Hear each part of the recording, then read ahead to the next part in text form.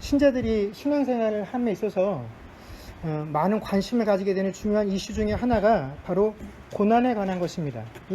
어떠한 내용이냐면 우리가 이미 잘 아는 것과 같이 이 땅을 살아가면서 불의한 자들이 성공을 하고 승승장구하는 삶을 사는 것에 비교해서 반대로 하나님의 택하신 백성이라고 하는 자들이 이 땅을 살아가면서 그러한 믿지 아니하는 자들과의 경쟁에서 뒤지게 되거나 혹은 실패하거나 또 그런 믿지 아니하는 사람들도 겪지 아니하는 부럼들을 겪는 것을 경험하게 되면 신자들은 왜 내가 이런 일을 경험하게 되나 하는 그 이유에 대해서 당황함을 갖게 되고, 과연 하나님이 나를 사랑하신다라는 의미가 무엇인가, 하나님이 그 백성을 인도하신다라는 참 의미가 무엇이냐 하는 것에 대해 의문들을 갖게 됩니다.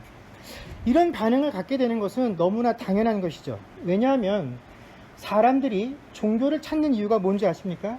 사람들이 기독교뿐만 아니라 모든 고등 종교를 가지고 있는 사람들이 종교를 찾는 이유는 바로 자신이 가지고 있는 이 고난으로부터 내 스스로 벗어날 수 없기 때문에 신의 힘을 빌어서라도 이 고난으로부터 벗어나고 이 고난으로부터 보호받고자 함이 종교의 가장 큰 목적이기 때문에 기독교에 다니고 있는 저희들조차도 하나님을 믿는다라고 말하면서 이 고난에 관한 문제를 당하게 되면 그 하나님의 인도하심과 하나님의 신실하심에 대해서 당황함과 의문을 갖게 된다라는 것입니다.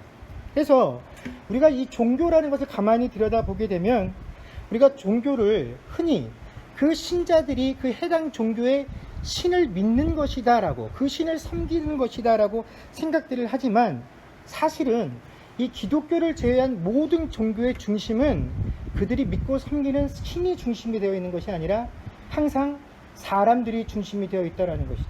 그래서 내가 고난을 받지 않기 위해서 그 신을 섬기는 겁니다. 내가 앞으로 나에게 닥쳐올지도 모르는 그 미래의 불안함, 그 닥쳐올지도 모르는 고난과 환난을 미리 대비하기 위해서 어떻게 하는 겁니까? 그 신에게 미리 잘 보이는 거죠. 그 신에게 미리 공적을 쌓는 것입니다. 그럼에도 불구하고 내가 어려움을 당하게 되면 자기가 믿는 신에게 달려가서 하소연을 하는 겁니다. 내가 지금까지 당신을 위해서 이렇게 공적을 쌓았는데 지금 이 순간 당신이 나를 몰라라 하면 안 되지 않습니까? 나를 이 고난으로부터 건져내 주십시오 라고 부탁을 하면 그 신은, 그래 네가 지금까지 나에게 이렇게 공적을 쌓았으니 내가 그것을 봐서 너를 이 환난으로부터, 어려움으로부터 건져내 주겠다, 지켜내 주겠다, 보호해 주겠다라는 공식이 이 땅에 존재하는 모든 종교의 핵심이다라는 것입니다. 그런데 이 종교들은 내가 이 땅에 살아있는 동안만 이렇게 잘 먹고 잘 살고 행복하는 것에 관심이 있는 것이 아니라 죽은 이후에 이 영혼도 좀 잘 되고 싶은 마음이 있어서 항상 이 종교들은 내세관을 가지고 있죠. 그래서 그 신을 잘 섬기면 어떡합니까? 죽어서도 각 종교들이 가지고 있는 그 천국이 되었던 극락이 되었던 부르는 명칭은 조금씩 다르지만 비슷한 개념을 가진 곳으로 가게 되고, 또 이 땅을 살면서 악하고 그 신이 요구하는 삶을 살지 못하면 지옥에 떨어지게 된다라는 그런 종교관들을 가지고 있다라는 것입니다. 그러나 기독교는 이런 점에 있어서 세상의 다른 종교들과는 분명히 그 괴를, 존재의 목적을 달리하고 있는 종교다라는 것입니다. 여러분, 모든 종교가 인간이 중심이 되어서 어떻게 하면 그 인간이 행복하게 살 수 있느냐, 결국은 그 인간이 행복하게 살 수 있도록 그 신을 이용하는 방법에 대해서 이야기하고 있으나, 기독교는 철저하게 누구에 관한 종교입니까? 하나님에 관한 종교입니다. 하나님은 결코 당신을 믿는 백성을, 야, 너희가 나를 믿어주면 내가 그 대가로 너희를 이 땅에 사는 동안에 행복하게 만들어줄게, 너희가 원하는 것이라면 내가 무엇이라도 들어줄 테니까 제발 좀 나를 믿어다오, 그러한 관계로 우리를 부르신 적이 없다라는 것입니다. 또 너희는 내 백성이니 다른 신을 섬기고 있는 불신자들 혹은 다른 종교를 믿는 사람들과의 경쟁 속에서 너희들이 나를 믿기 때문에 승리했다라는 그런 것들을 보여주는 것으로 이 땅에 하나님의 존재감을 드러내시는 분도 결코 아니다라는 것입니다. 그럼에도 불구하고 하나님께서 우리를 구원하시고 우리를 당신의 백성으로 삼아주실 때 그런 내용이 없었음에도 불구하고 우리는 신앙생활을 함에 있어서 항상 이 기독교를 하나님께서 우리에게 요구하신 대로 따라가는 것이 아니라 이 하나님의 종교를 세상의 다른 종교들과 같은 가치관들을 가지고 항상 따라가고 있다는 것입니다. 내가 하나님을 위해서 열심히 헌신하고 봉사하면, 내가 하나님을 열심히 믿으면 거기에 합당한 무언가를 하나님께서 나에게 주실 것이다 라고 생각한다라는 것이죠. 그래서 그렇게 받지 못하는 것에 대해서 하나님이 공평하지 못하다라고 느끼게 되고, 이런 하나님에 대해서 의구심을 갖게 된다라는 것입니다. 즉, 우리가 이 땅을 살아가면서 고난을 당할 때 우리가 갖게 되는 가장 큰 의문점은 뭐냐면, 하나님 앞에서 하나님, 내가 이런 고난을 당할 만한 일을 행한 기억이 없다라는 것입니다.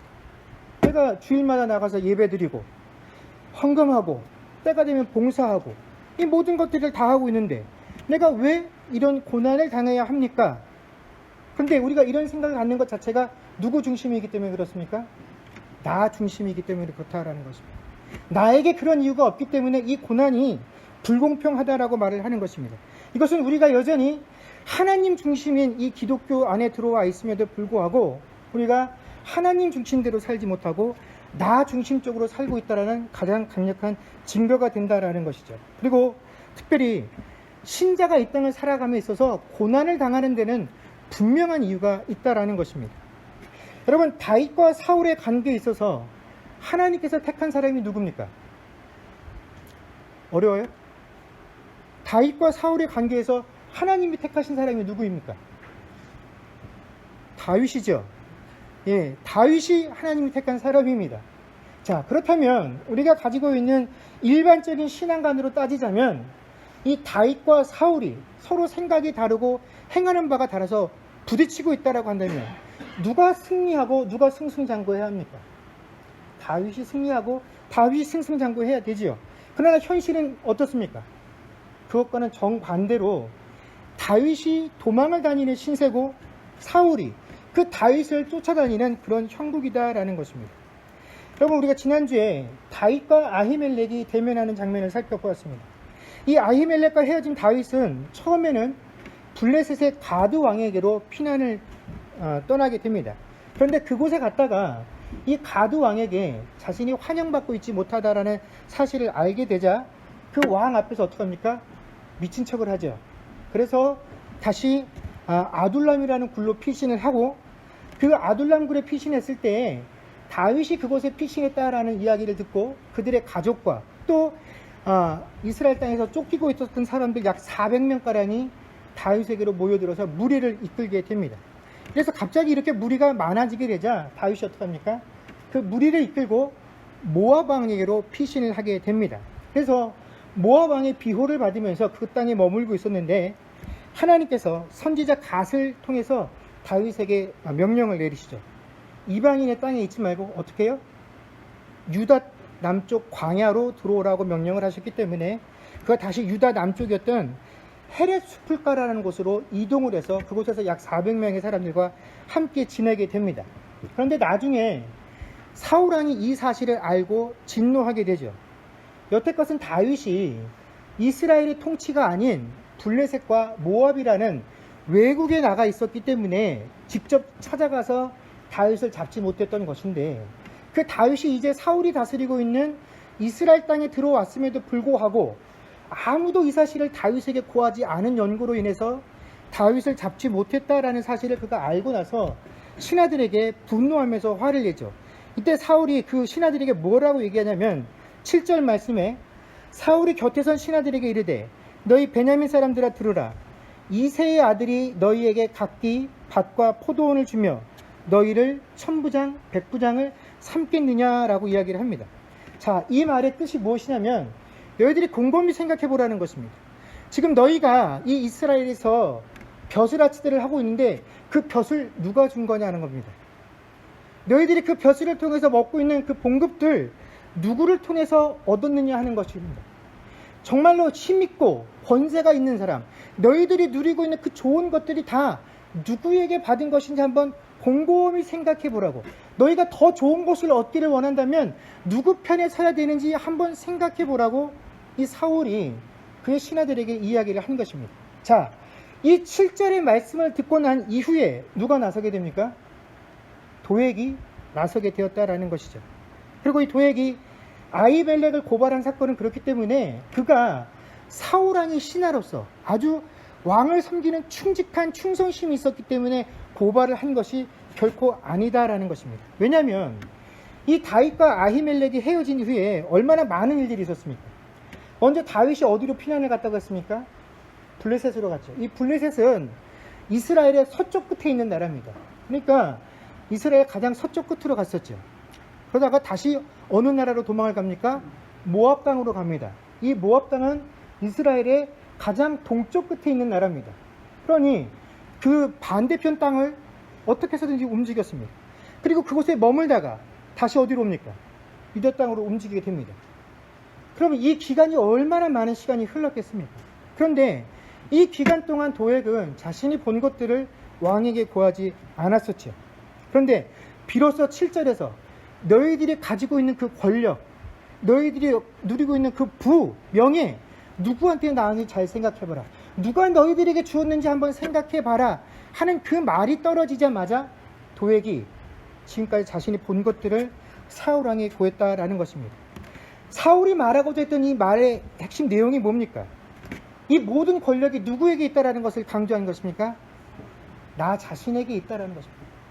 나에게 있다라는 것입니다. 근데 나는 누굽니까? 이스라엘의 왕이다라는 것입니다. 이 왕이 너희들에게 명예도 주고 재산도 주고 또 그런 직책도 줄 수 있다라고 한 것입니다.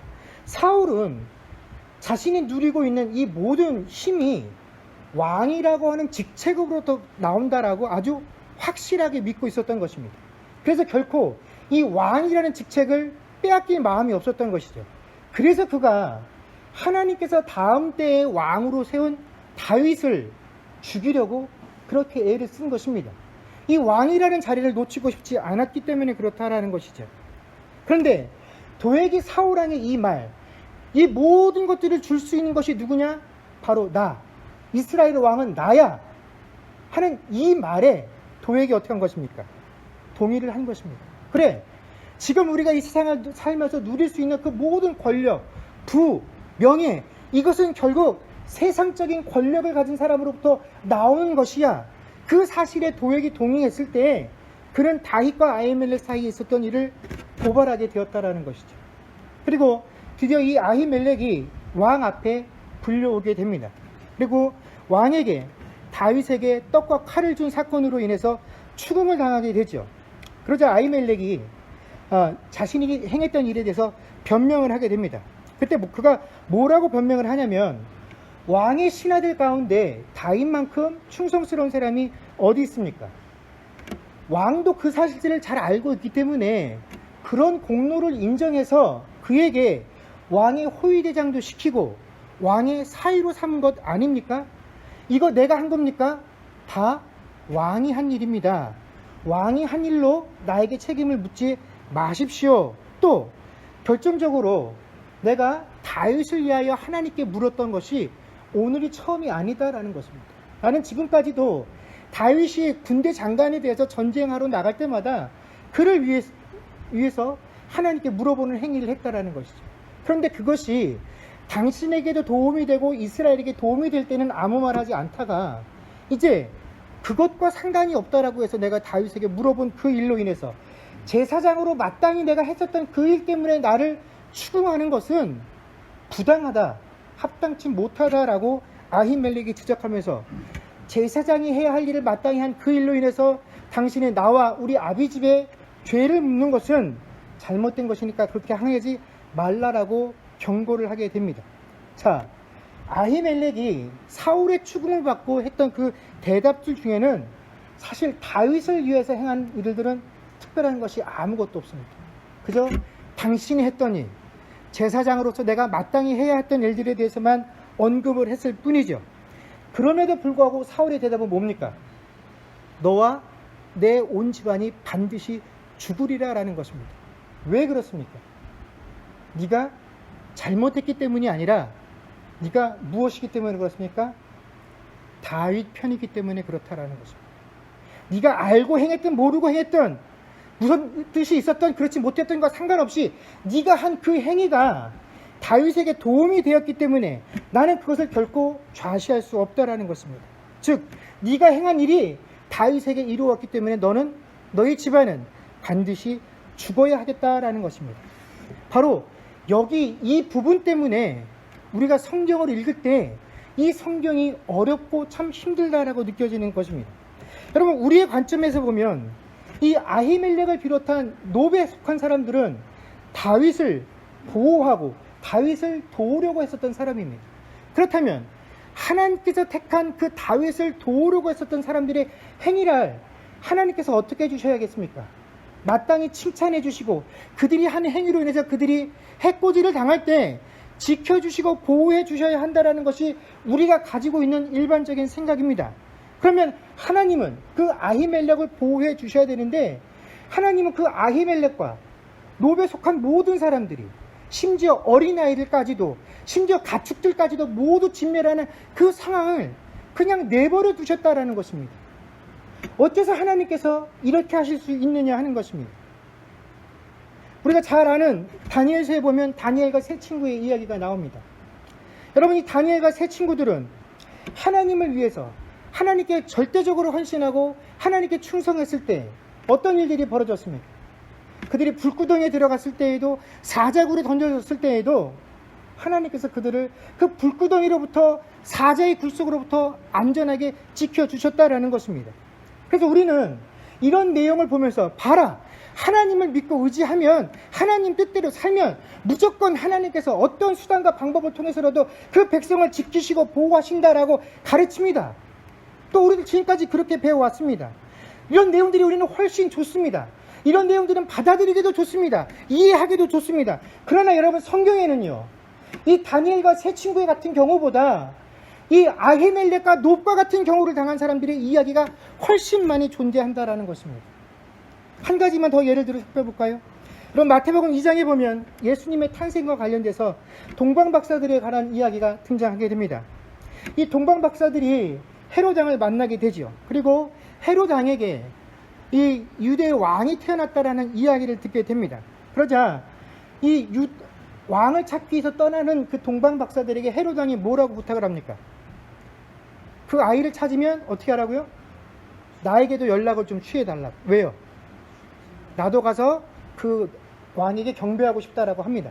자, 그 말을 믿고 동방박사들이 아기 예수님을 만나고 아기 예수님을 경배하던 그날 밤에 하나님의 사자가 뭐라고 이야기합니까? 꿈에 헤롯에게 돌아가지 마라.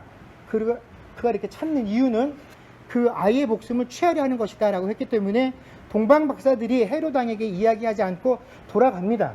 자, 해피엔딩인 것 같죠? 그러나 이 일 이후에 헤롯이 어떤 일을 저지르게 됩니까?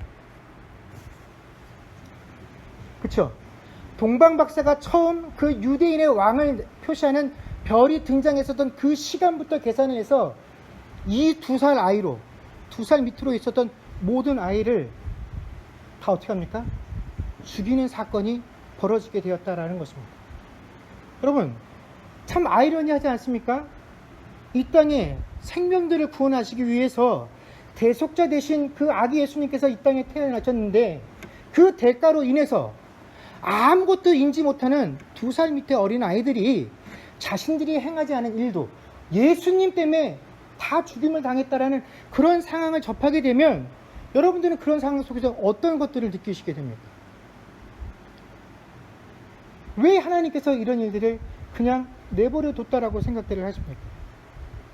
그러나 왜 이런 일들이 벌어졌는가를 생각하기 전에 그 구절의 바로 뒤에 이 모든 것들이 다 무엇을 응하게 하시기 위한 것이라고 되어 있습니까? 구약에 예언되어져 있는 내용들을 응하게 하시기 위함이다라는 것입니다. 그렇다면 무슨 내용을 응하게 하시기 위함이냐? 이 일은 하나님께서 이 땅에 대속주로 오실 때, 메시아로 오실 때, 그 창조주가 이 땅에 오실 때 그 피조물들이 그 하나님이 이 땅에 오시는 것을 거부한다라는 그 내용을 보여주기 위한, 이 땅의 그 피조물들이 얼마나 악하고 얼마나 그 본성들이 죄악되어 있느냐 하는 그 죄악성을 드러내시기 위한 사건으로 그 예표가 필요했다라는 것입니다. 자, 여러분 도액의 경우를 다시 한번 보십시오. 지난주에 저희가 살핀 것처럼 그는 이방인으로서 하나님의 전 앞에 서서 하나님을 대하는 놀라운 은혜를 경험한 사람이었습니다. 그러나 정작 그가 그의 직무로 돌아와서 사울왕 앞에 신하로 서게 되었을 때 사울의 한마디, 너희들이 누리고 있는 그 직책들, 너희가 누리고 있는 그 부, 너희가 더 많은 것들을 원하고 싶으면 누구 편을 들어라, 내 편을 들어라 하는 그 한마디를 들었을 때 그는 자신이 하나님 앞에서 누렸던 그 모든 은혜를 내팽개치고 어떻게 합니까? 인간 사울왕을 선택했다라는 것입니다. 그가 지금까지 누렸던 하나님의 은혜는 온데간데 없어졌다라는 것입니다. 도대체 하나님 앞에 서서 그가 무엇을 간구하고 무엇을 위하여 하나님을 찾았던 것입니까? 여러분, 그가 하나님의 나라와 하나님의 뜻과 하나님의 의를 구하는 자였다라고 한다면 그 순간에 사울의 말을 듣고 아히멜렉을 고발하지 못했을 것입니다. 여호와의 제사장을 죽이라는 그 사울의 명령에 절대로 반응하지 못했을 것입니다. 그러나 그렇게 했다라는 것은 그가 결국 하나님 앞에 나아가서 찾았던 것은 하나님을 찾고 하나님을 경배하는 것이 아니라 하나님을 찾고 하나님을 경배하는 그 행위들을 통해서 하나님, 내가 세상에서 성공하고 싶습니다. 하나님, 내가 어떻게 해서든지 이 땅을 사는 동안에 더 행복한 삶을 살고 싶습니다. 더 큰 부를 누리고 싶고 더 성공하고 더 큰 명예를 누리고 싶습니다. 하나님, 그것들을 내게 허락해 주십시오. 하는 그 행위들을 하기 위해서 하나님 앞에 섰다라는 것을 우리에게 보여준다라는 것입니다. 여러분, 지금 하나님 앞에 서 있는 우리들의 모습은 도액과 과연 다릅니까? 우리가 하고 있는 이 모든 신앙 행위들 가운데 우리가 결국 세상에서 행복해지고 또 세상에서 평안한 삶을 살기 위한 방편으로 우리가 하나님 앞에 서 있다라고 한다면 우리들이 하나님에 서 있는 이유도 도액과 다르지 않을 것입니다.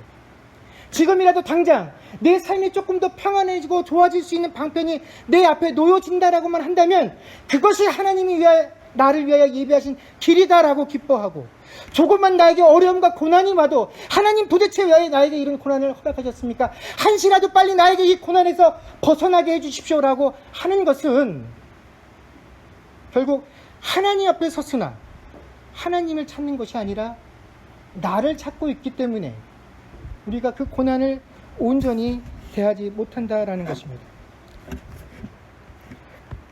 여러분, 그런데 이 천국으로부터 유일하게 탈출한 이가 아히멜렉의 아들이었던 아비아달이었습니다. 그 아비아달이 다윗에게로 도망을 가게 되죠. 그리고 자신에게 일어난 모든 일들을 그에게 고합니다. 이 모든 이야기를 듣고 난 후에 다윗이 무엇이라고 합니까? 22절에 보면 다윗이 아비아달에게 이르되 그날에 에돔 사람 도액이 거기 있기로 그가 반드시 사울에게 말할 줄 내가 알았노라.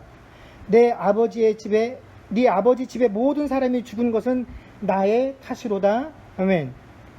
도액이 다윗을 보던 그날에 사실은 누구도 도액을 봤습니까?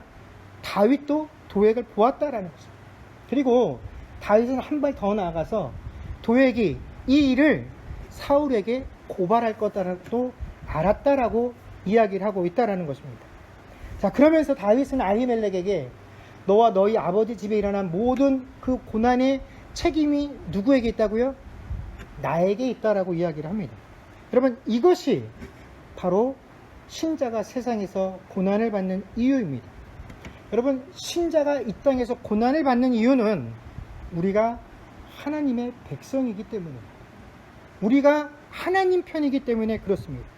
여러분, 다윗의 편에 있었기 때문에 아히멜렉과 그 집안이 그런 고난을 당했던 것, 다윗이 내 탓이라고 얘기했던 것처럼 여러분, 다윗으로 대표되어지는 그 메시아에 속한 우리가, 하나님의 백성인 우리가 고난을 당하는 것은 여러분 너무나 당연한 것입니다.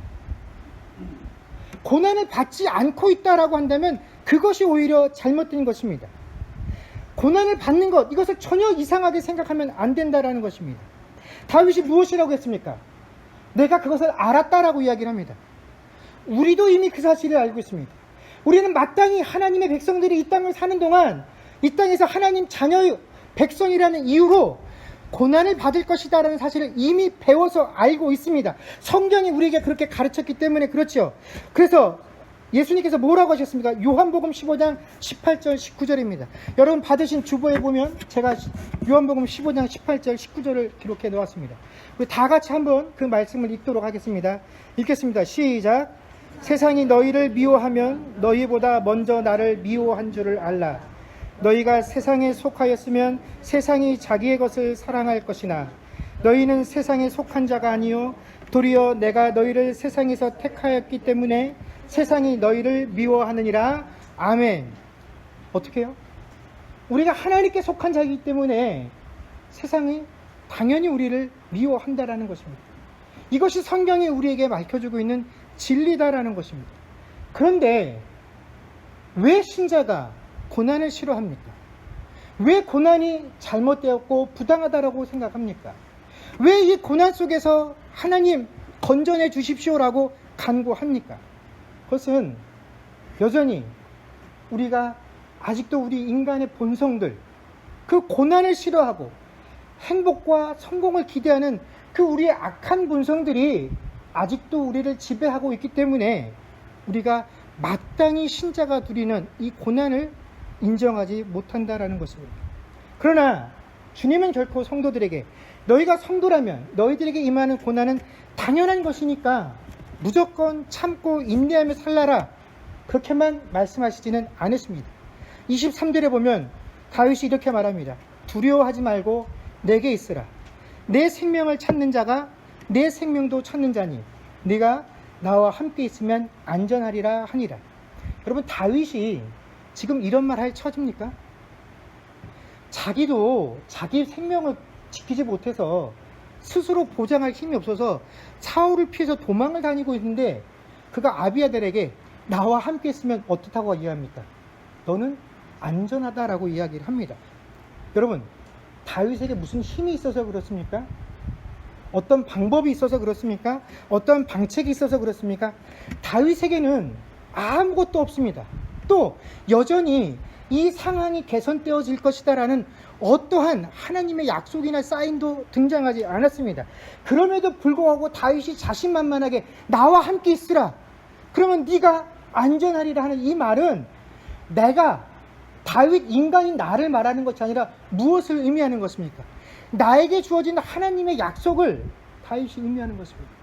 하나님이 나를 통하여 다음 때 이스라엘의 왕을 세우시겠다 하는 그 하나님의 약속이 있는 한 아무리 내게 어려운 시련과 고난과 환난이 온다라고 할지라도 나는 결코 사울에게 목숨을 잃을 것이 아니다라는 사실을 알기 때문에 그 하나님의 신실한 약속 속에 다윗은 아비아달에게 이러한 약속을 할 수 있었다라는 것입니다.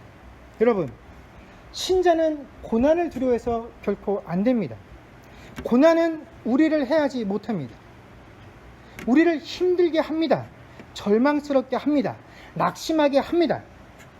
왜냐하면 그 낙심이 바로 사단에게 힘이 되기 때문에 그렇습니다. 그러나 신자의 고난은 하나님 때문입니다. 그렇기 때문에 결코 그 고난이 당신의 백성을 해할 수는 없습니다. 왜냐하면 하나님께서 우리에게 이미 신실한 약속을 주셨기 때문에 그렇다라는 것입니다. 바로 이 다윗이 23절에 드렸던 고백, 두려워하지 말고 내게 있으라. 내 생명을 찾는 자가 내 생명도 찾는 자니 내가 나와 함께 있으면 안전하리라. 이것이 또한 주님께서 우리에게 주시는 약속이다라는 것입니다. 두려워하지 말고 어떻게 해요? 주님에게 있으라. 주님의 생명을 찾았던 자들이 또한 우리의 생명을 찾고 있습니다. 그러나 우리가 주님과 함께 있는 한 우리는 어떠하다고요? 안전하다라는 것입니다. 여러분, 다윗이 드렸던 이 고백이 바로 이번 한 주간 동안에도 우리의 삶 가운데 충만하게 넘치는 그런 은혜의 삶을 살아갈 수 있는 저와 여러분들이 되어질 수 있기를 주의 이름으로 간절히 축원합니다. 기도하겠습니다.